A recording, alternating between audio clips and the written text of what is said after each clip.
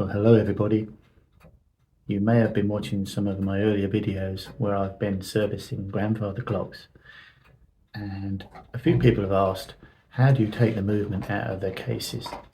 So the purpose of this video is to show me removing movement from a grandfather clock, in fact several grandfather clocks, and also we'll look at a granddaughter clock as well. I'll show you the way I do it. You may get a few useful tips which will help you as well. This clock here is a 30-hour clock. It has an endless chain here with a single weight. So the cases of these clocks are mainly a main body and feet at the bottom, and then there is a hood which is removable. They're usually on tongue and groove runners, and they either go up and off, or in this case they come out this way and off. So the first thing to do is to remove the hood. So in this case you take hold of the hood. Don't hold it by the runners because they're just purely decorative and could easily give away when you're lifting. So put one finger over the door so that doesn't swing open and slide forward. Take care with the movement inside. And lift away. Put it down here.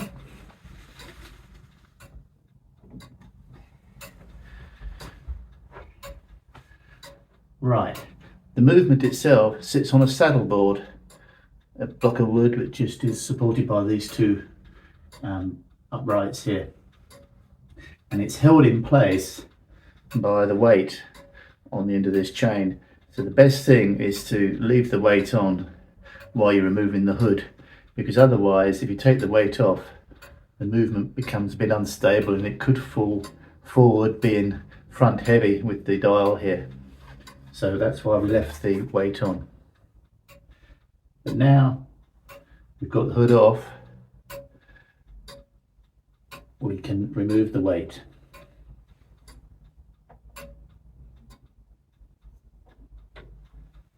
And that just hooks onto the end of the chain. Secondly, we remove the pendulum. The pendulum here sits on the top of the movement on a peg, and the suspension spring, which is a soft bit of metal that allows the pendulum to rock backwards and forwards, threads through a right angled piece of metal called the crutch, and so we have to lift the pendulum off the hook and thread it through the crutch and away. So it's best to have a look to see what you're doing while you're removing it. So it's me lifting it up off the hook,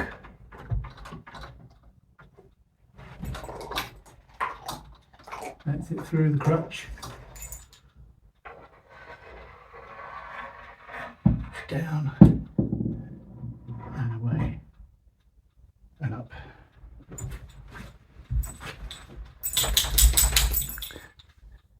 There you see the suspension.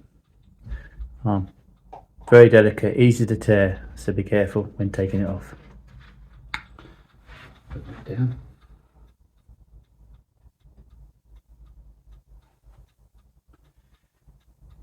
The movement's on the saddle board, and that is sometimes screwed down onto the case. In this instance it's loose, so we can just lift the movement away and the chains will thread through.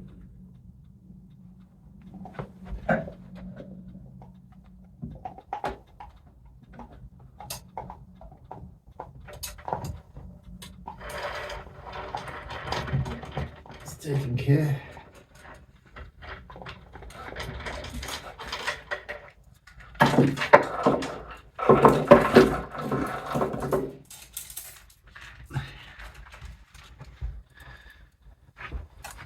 And there we have it, the movement sitting on the saddle board.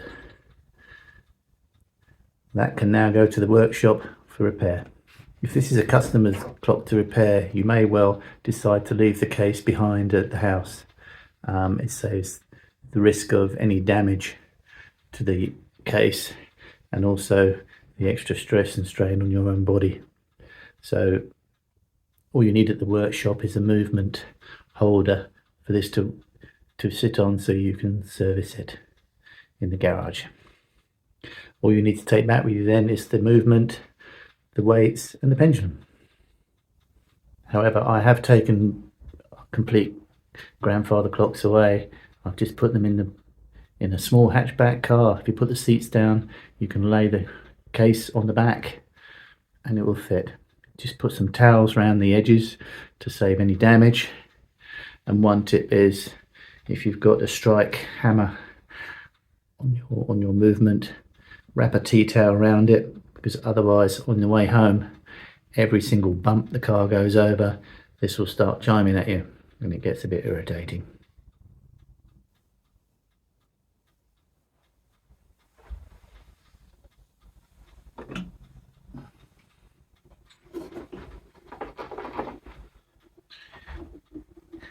When you're taking the hood off, in this case it's a fairly straightforward hood, but a lot of them have decorative finials on the top, and so before you remove the hood, just make sure that none of them are loose and like to fall off as you're trying to remove it.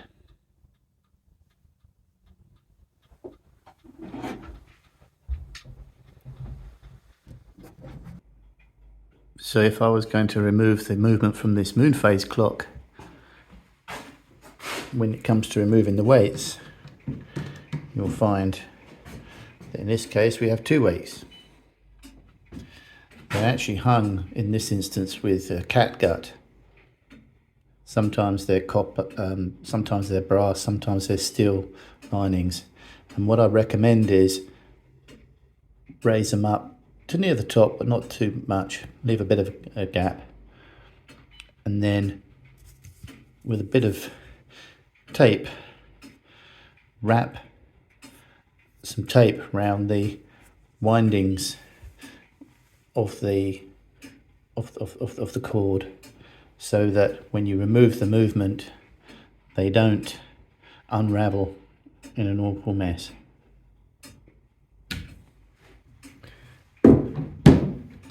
Another thing to notice with the case here, this is another one that comes off this way.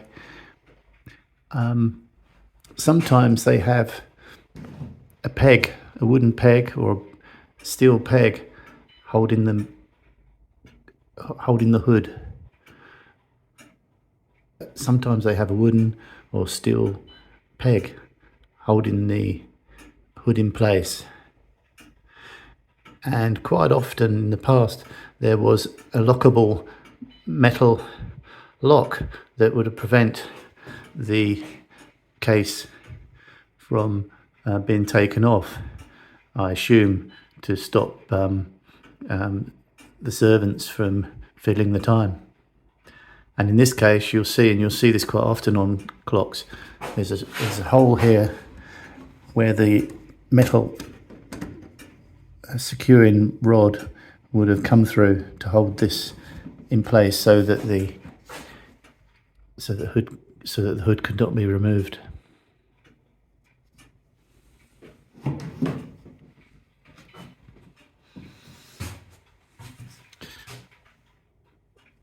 On this Westminster chime grandfather clock, when you come in to remove the weights inside, you'll see you have three weights.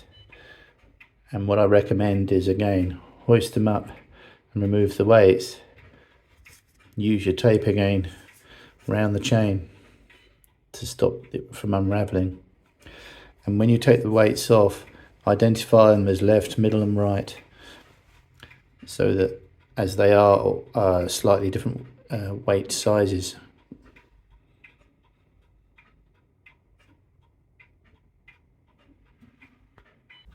I have a granddaughter clock here that needs repair.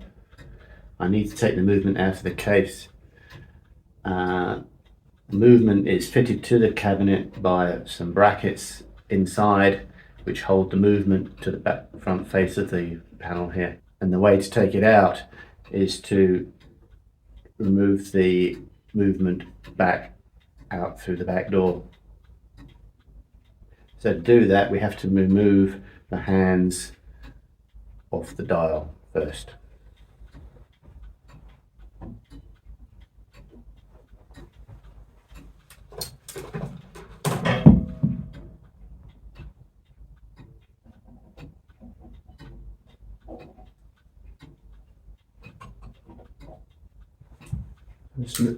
First remove the pin, the washer or minute hand, and then the other hand just pulls off.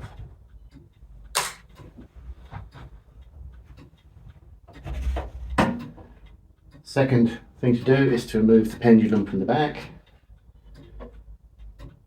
This is a Smith's Enfield movement.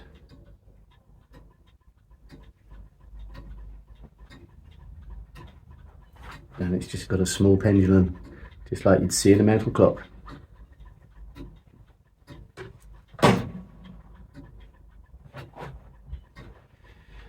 Now you could undo the screws and hold it and try to pull it out, but that's just a recipe for disaster. The best thing is to lay the clock on its front and attack from above.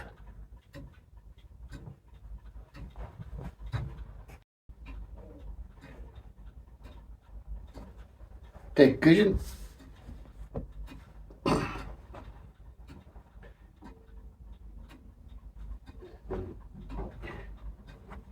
Gently there with the face on there.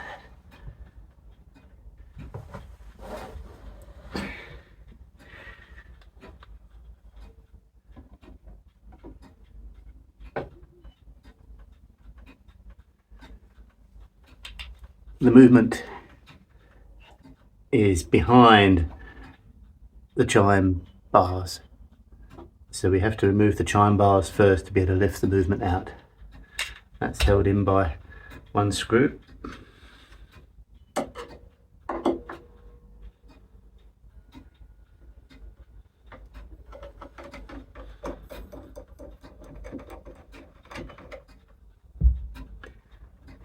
Unscrew that.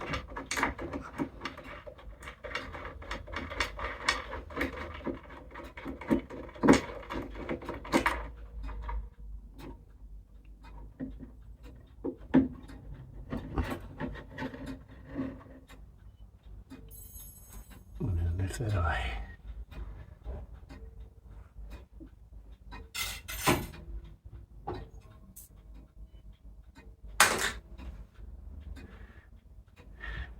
Now the plates that the movement is screwed to the back panel on is held in by 4 screws in this instance, and so you need a screwdriver with a long head on it to be able to get down easily like that. Now, good tip, get yourself a magnetizer, demagnetizer block. Just give the magnetizer there, and it just makes it so much easier for taking the screws out, because the screws will stick to the screwdriver.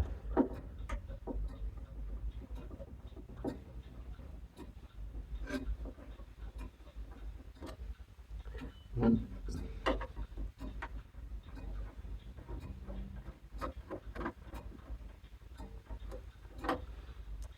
2.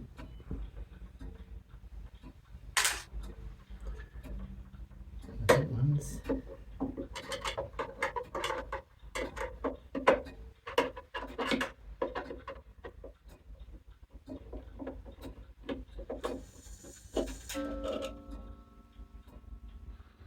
That's the beauty. Sticks to the screwdriver. And the final one.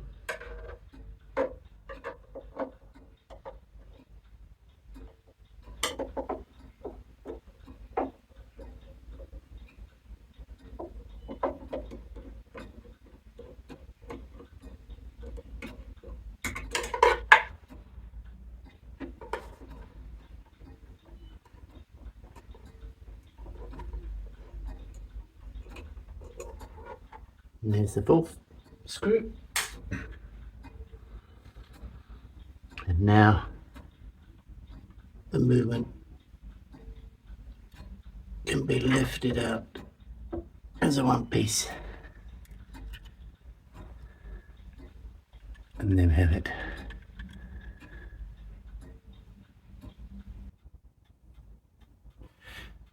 So there we have it. I hope you found this video useful.